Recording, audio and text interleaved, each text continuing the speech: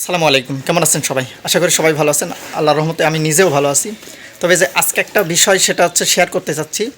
সেটা হচ্ছে আপনি দানাদার যে খাবারটা মানে ষাঁড় যে দানাদার খাবারটা দেন, এটা আপনি হচ্ছে কিভাবে দিবেন? পানির সঙ্গে মিশিয়ে দিবেন নাকি শুকনো খাইতে দিবেন? এটা আপনার হচ্ছে মানে শুকনো খাইতে দিলে বেশি লাভ নাকি হচ্ছে পানির সাথে মিশিয়ে দিলে বেশি লাভ?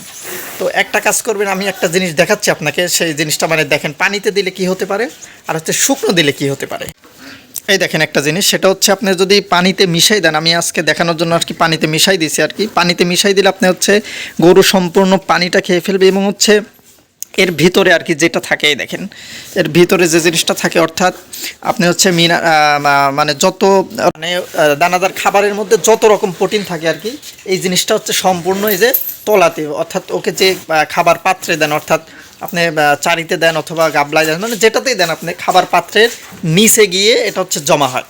যে জিনিসটা খেতে চায় না আর কি, পানি সম্পূর্ণ ওটা খেয়ে ফেলে, খাবার খেয়ে ফেলে উপর থেকে, কিন্তু নিচে যে জিনিসটা জমা হয় আর কি, এই জিনিসটা খাইতে চায় না। অর্থাৎ আপনার হচ্ছে দানাদার খাবার আপনার হচ্ছে কোম্পানির যে বিভিন্ন কোম্পানির যে ক্যাটল ফিডগুলো আছে, এগুলো আপনি যদি দিয়ে থাকেন তাহলে হচ্ছে ওরা ওইভাবেই তৈরি করছে, মানে ওকে শুকনো খাওয়ার জন্যই তৈরি করছে।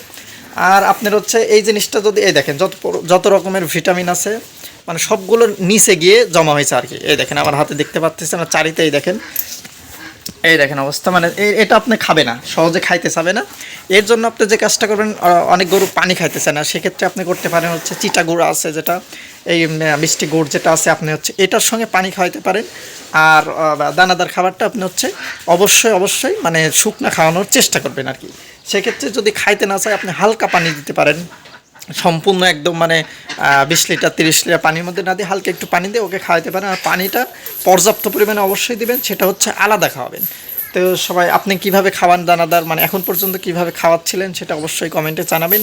তো ভালো থাকবেন, সুস্থ থাকবেন, আসসালামু আলাইকুম।